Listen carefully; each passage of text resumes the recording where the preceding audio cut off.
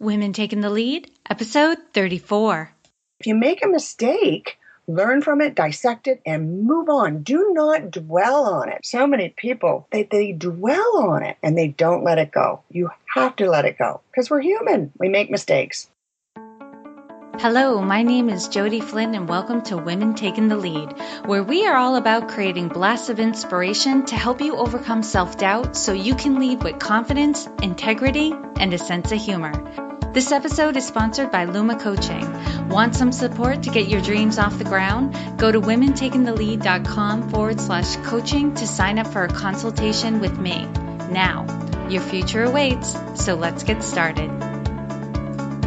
Hello, everyone, and thank you for joining us today. I'm here with Luanne Cameron, who is a successful small business owner in Standish, Maine. Before becoming a business owner, she implemented 3 frontline operational service centers for 3 Fortune 500 companies, taking them from startup to high-functioning businesses.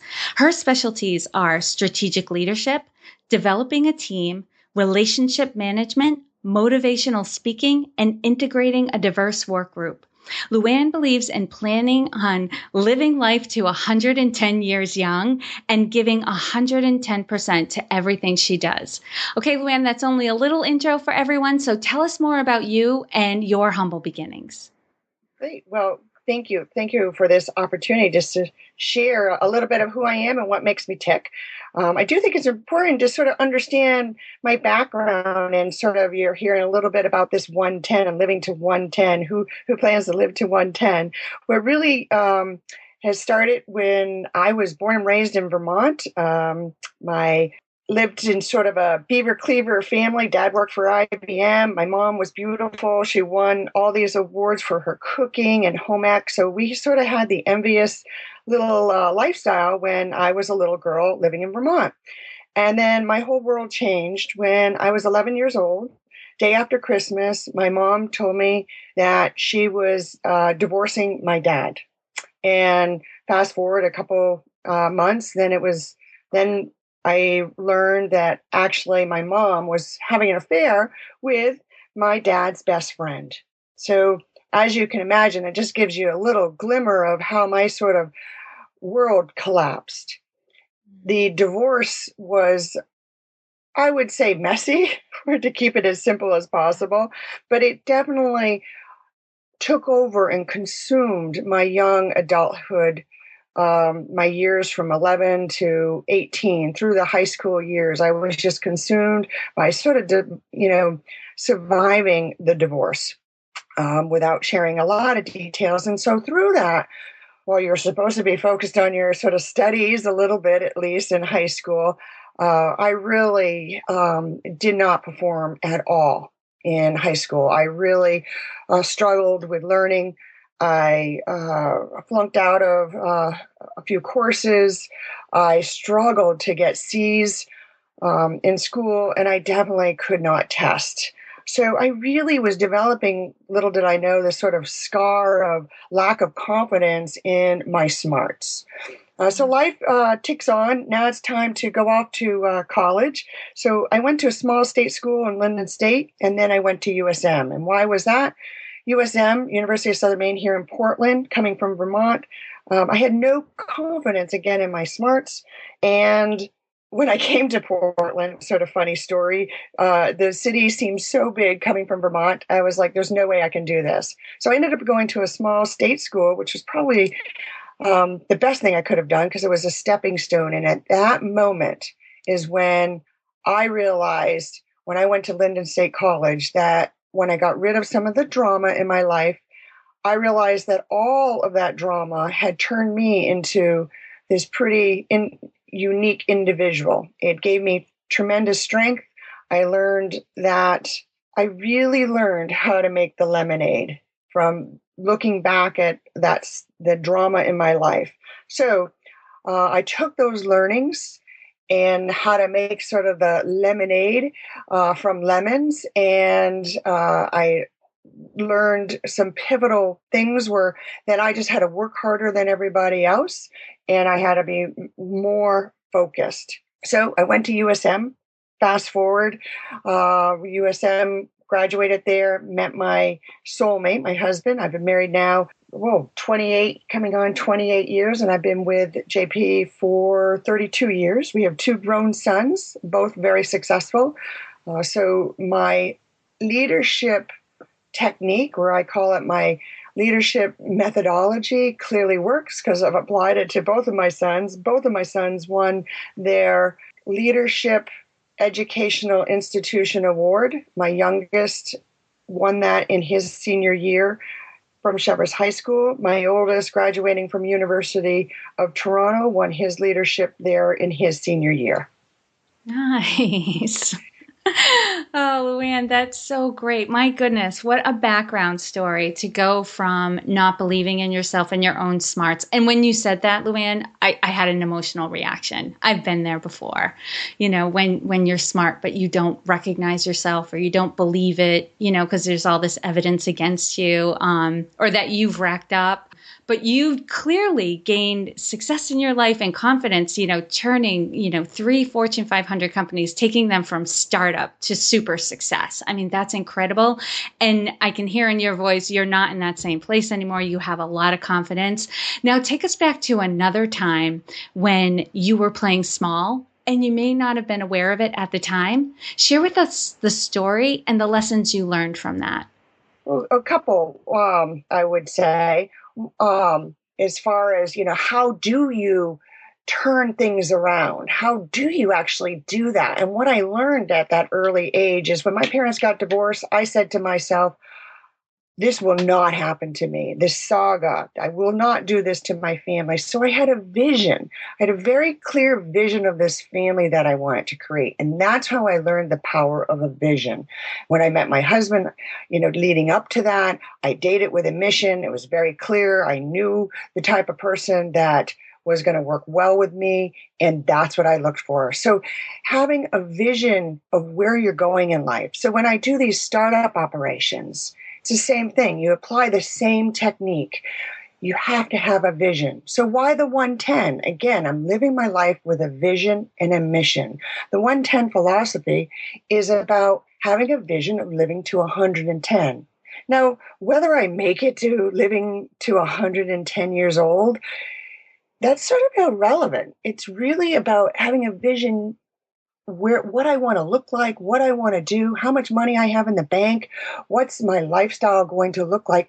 And it's about the mission to get there. So every day I need to make the right decisions to the best of my ability. And if I make a mistake today, I get back on the horse tomorrow. But it's having that vision to get you through the challenges of every day and knowing where you're going. So what I'm hearing in that was, or actually I should ask is, where was the playing small moment in there? I think the playing small moment, was thinking that I had no confidence to be able to be successful. Because remember, at a young age, both my parents were successful in their own way. So how was I going to become successful? And when I saw the power of what that vision did for me, that was the aha moment to say, you know what? I have something here.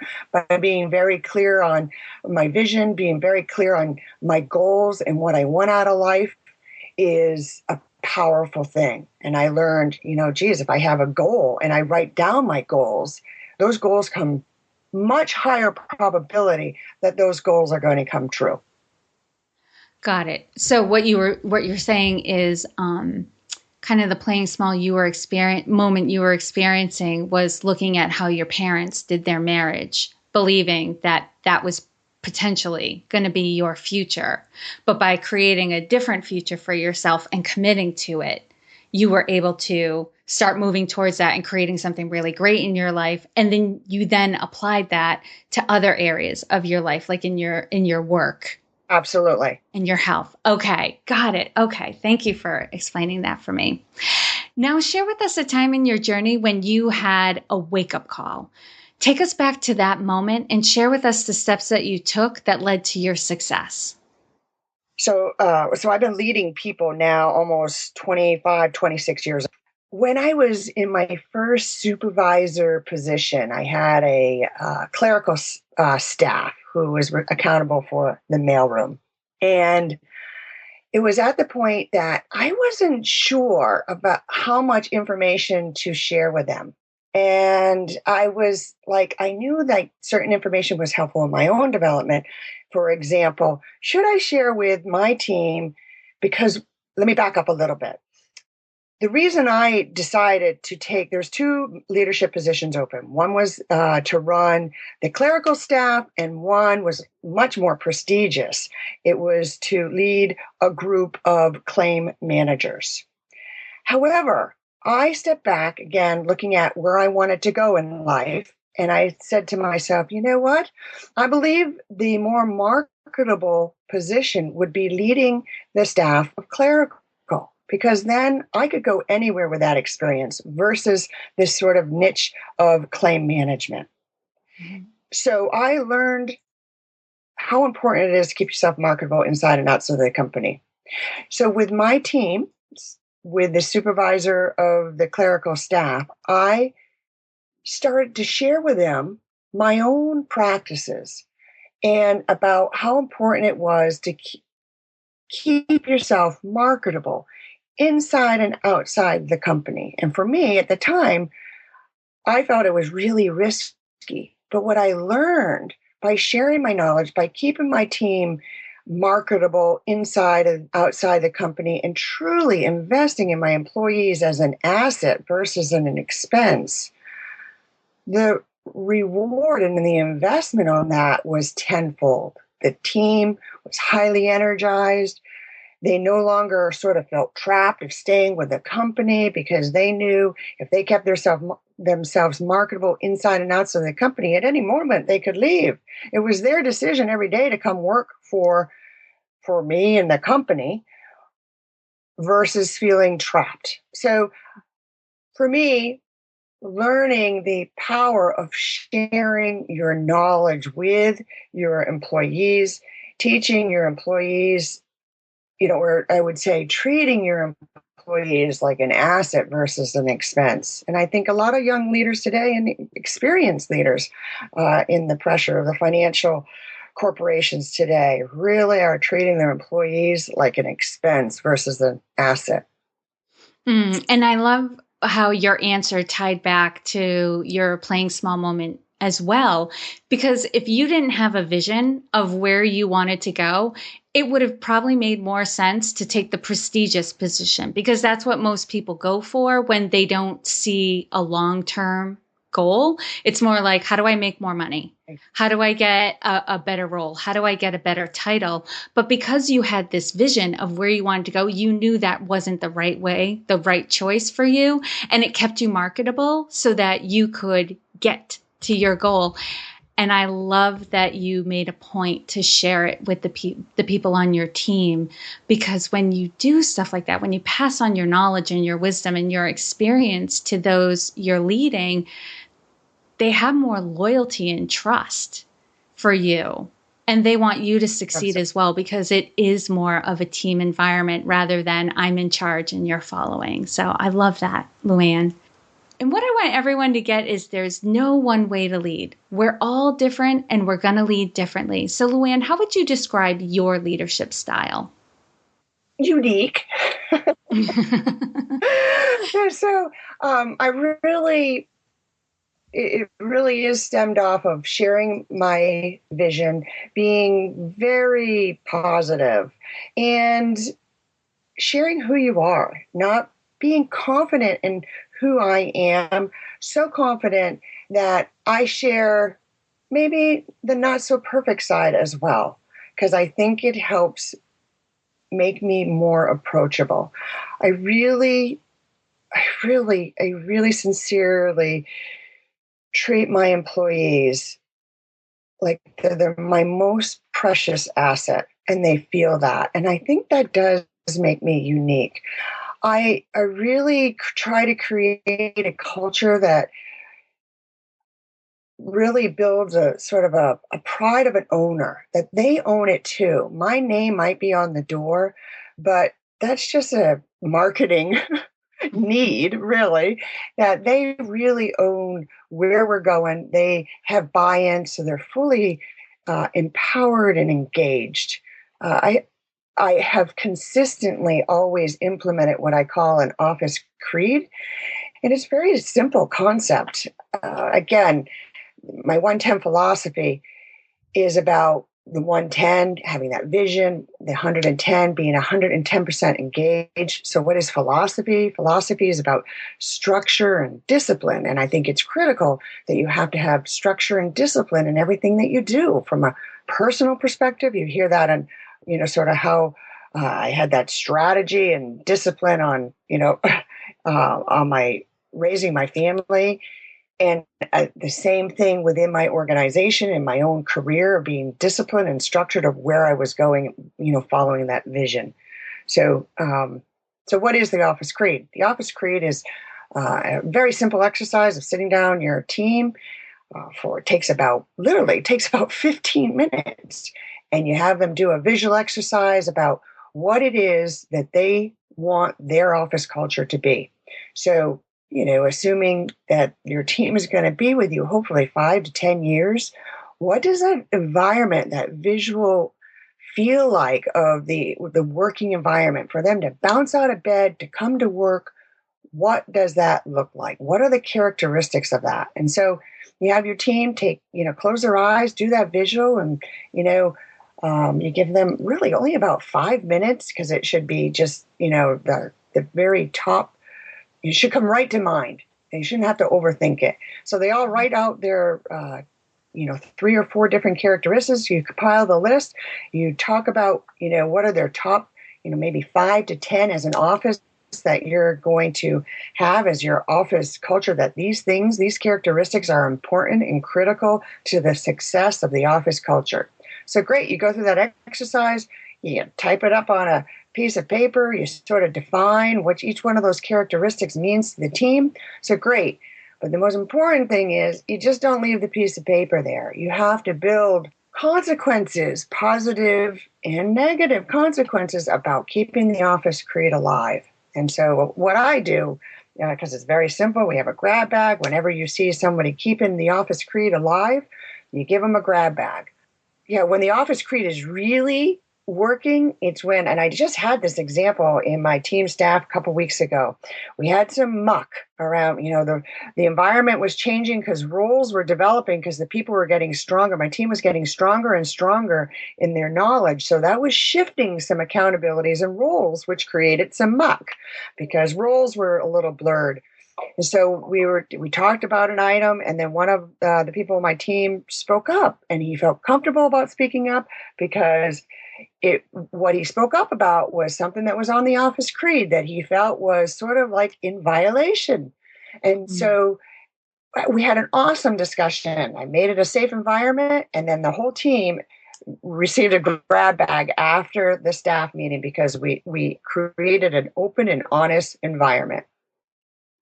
That's awesome. Luanne, I was thinking as you were talking and describing the creed, I was like, creeds are awesome if you live them, right? A piece of paper stuck to a wall, it actually can have a negative effect if we're not living by it, because it's a reminder to us that we're not standing by our words, but reinforcing, especially I love the concept of catch people doing good things. Catch people doing the right thing and reward them for it. I think that's so, it's anti to how I grew up. Yeah. When I was first starting working and going through corporate, and, it's not just corporate, it's everywhere. But I think that the tides are turning, and we're realizing people are much more motivated when, we reinforce the good things that we want them, the behaviors that we want to see, the attitudes we want to see. So that's tremendous. And Luanne, what is one thing that you're working on right now that you're really excited about? There's actually a couple. So what you don't know is this winter I survived breast cancer. Caught it really, really early, and thanks to all those pink ribbons out there, I learned I knew the importance of early awareness, and I caught it in a routine mammogram. So I have just completed that sort of battle. So at the same time, I'm only 4 years, not even, only 3.5 years in on my business in Standish. And what I'm really proud of is the team really pulling together for 6 months when I was really out of the office, that they kept everything going because of the office culture, because of all the things in place. So not only am I proud of being a breast cancer survivor and trying to share my message about early detection, but my business month over month growth in that turmoil. And during that time that I've had going through the challenges of the breast cancer, I've really been able to articulate my 110 philosophy. And as of a month ago, the 110 philosophy has just been trademarked. So that's super, super exciting for me to have an opportunity to really share how do I make lemonade out of lemons consistently through my life. So that's what the 110 philosophy is. It's teaching people exactly how you do that. What is the recipe to making lemonade? I can't wait to hear more about that, Luanne. So I'm going to stay tuned. But we're good. But for now, we're going to do a quick leadership roundup. So tell us, what is one practice that makes you a better leader? I think keeping it simple. I think in this day and age with so much information coming at people so fast, and every time they turn around, their phones, their iPads, the computers, and change is happening at such a fast pace. It's more critical than any time, I think, in our history, but to keep practices and keep things as simple as possible. Building things in as business as usual to your daily life and into your business so things just happen. Don't try to create extra practices or processes or systems if you can build it already into a process that you have in place. So by keeping your message simple, keep your vision simple, you know, try to simplify your life. I think that's key to my success. Mm. And what is one book that you would recommend to a woman to help her develop her leadership? Well, it goes back to understanding who you are and what your strengths are. And you mentioned it a little bit ago about how important it is to focus on your strengths. And so the book is called Strength Finders 2.0. It's by Tom Rath. What's important to understand, you cannot buy the book used because it's really not a book. Hmm. It's really a self-assessment that's set up and designed by a book. And each book has at the end of it its unique code. So you take this self-assessment online. And again, I've been vice president for a long, long time. And in corporate, you have so many different leadership assessment tools that they provide you. It's almost overwhelming how much feedback you get about your leadership style. This is one book that I received about now, probably about 8 years ago. And I so wish I would have done and read and taken this assessment, when I was first starting out as a leader, because it really does focus on your strengths. You have to be aware of your weaknesses and have band-aids or hire people to your weakness, but Hmm. capitalize off your strength. And that's what the book is all about. Yes, I've read the book and taken the assessment. Love it, endorse it 100%. And Luann, knowing what you know now, if given a chance to go back and do anything differently, what would you change? Well, I've been asked this question, fortunately, by a friend of mine about 10 years ago. And I think it's a great question. And I think the same answer holds true today. I think the key that's so different in my own being is my self confidence, and that self confidence over the years that has developed. So if I had the same self confidence I did today, starting out, I would actually be a doctor. And most likely, I'd probably be a surgeon. And so the learning from that is the best thing I can do for my own children is really instill that confidence and instill confidence in all those people that I touch. So in all of my organizations and all my teams to really develop people's confidence. And that goes back to the Strength Finders books, because you need to be confident in who you are. And that Strength Finder book will help you highlight what you're so good at. And, let me know if you agree with this or not, Luanne. One thing that is kind of surfacing for me after doing, I think you're probably my 35th interview, is that a lot of times confidence comes from accepting that it doesn't have to be perfect. Mm-hmm. You don't have to be a shining star the first time you try something, or it's okay to put yourself out there and fail. Just pick yourself back up and try it again. Like, I think sometimes, especially for women, they hold themselves back. They lack confidence because they have this belief that the first time they do it, it needs to be perfect. It needs to be right. And so they shy away from situations where it's new or different or scary, or they're not really sure that they'll be able to succeed. And that's too bad, because I think you're right. I think if we were more willing to take some risks and look a little foolish, right, and make some mistakes, that we would get a lot further faster and be doing the things we know we were meant to be doing and that we would love doing. The secret is the true power is really learning from your failures. Look at what I learned from my parents' failure. So always dissecting what you did wrong or could have done better, learn from it, dissect it, pull it apart, figure it out, and just don't do it again, and apply it, and then share your learning. I'm so a believer in, paying it forward. Share with other people what you've learned. And that's the whole purpose of, sharing this message, spending the time with you today, just to help, if I could just help one person, get better. That's what it's all about. And it does go back to a quote that I have framed in my office that I've now had 20 years. It's gotten bigger over the years and nicely framed, but it's believe and succeed. Believe in yourself and you will succeed. It's, we bog ourselves down so much with sort of the 6 inches between our 2 ears, and it is about controlling those negative thoughts in our heads to be forward thinking, have a vision of where you want to go and make it happen. And if you make a mistake, learn from it, dissect it, and move on. Do not dwell on it. So many people, they dwell on it and they don't let it go. You have to let it go because we're human. We make mistakes. Amen. And was that the quote you were going to share with us? Or do you have another one? That's it.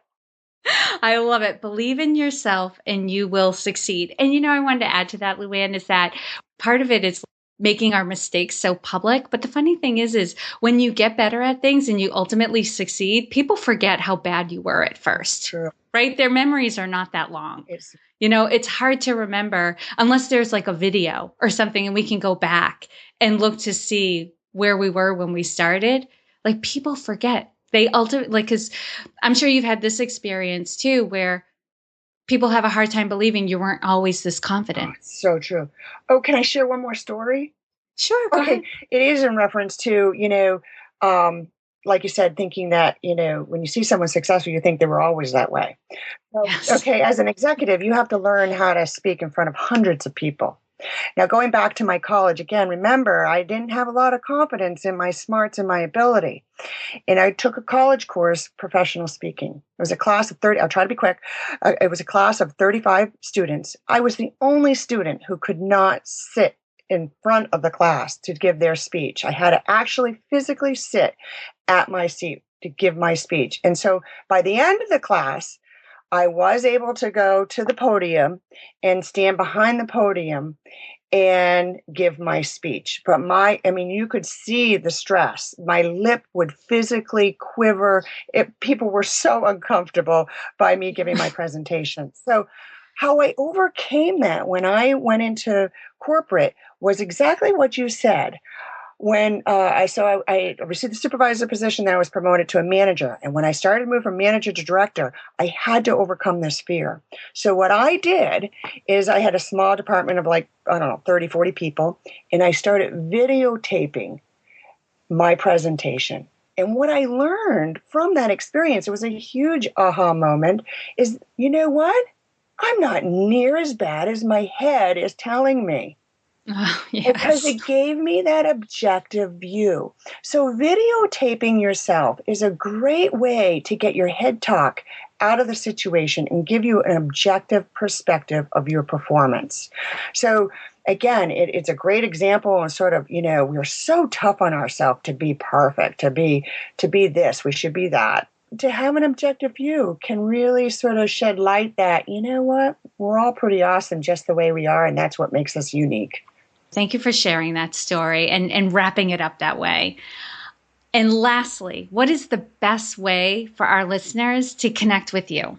The easiest clearly is to go to my website. It's called 110philosophy.com. And is it written out in words or is it 110? Great clarification. It's 110 philosophy. And you can find the links and resources shared in this episode at womentakingthelead.com, or you can use the short link, which is womentl.com, and you can look up Luanne in the search tab and her page will come right up. And Luanne, thank you so much for taking the time to inspire and enlighten us. We are all better for having met you. Thank you very much for this opportunity. Thank you for joining me on Women Taking the Lead. Were you inspired to take some action today, but maybe don't know where to start? Or maybe you have so many great ideas you can't decide where to focus your attention. Don't let stress or overwhelm stop you from having the career, the business, or the life you want to live. Head over to womentakingthelead.com/coaching or use the short link womentl.com/coaching to sign up for a consultation with me. And to strengthen you on your leadership journey, I'd like to send you off with a quote from Marianne Williamson, so here goes. Our deepest fear is not that we are inadequate. Our deepest fear is that we are powerful beyond measure. It is our light, not our darkness, that most frightens us. We ask ourselves, who am I to be brilliant, gorgeous, talented, fabulous? Actually, who are you not to be? You are a child of God. Your playing small does not serve the world. There is nothing enlightened about shrinking so that other people won't feel insecure around you. We are all meant to shine as children do. We were born to make manifest the glory of God that is within us. It's not just in some of us, it's in everyone. And as we let our own light shine, we unconsciously give other people permission to do the same. As we are liberated from our own fear, our presence automatically liberates others. Again, thank you for joining me, and here's to your success.